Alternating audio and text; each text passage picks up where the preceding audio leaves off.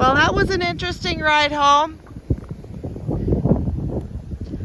Winter has finally made it to Saskatchewan.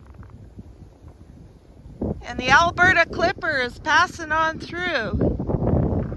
And the better part of Saskatchewan right now is experiencing a winter storm and or blizzard-like conditions.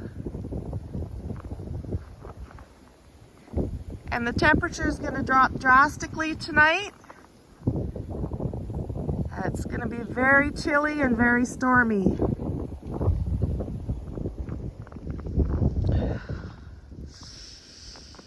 The end of February, and we finally have winter here in Saskatchewan.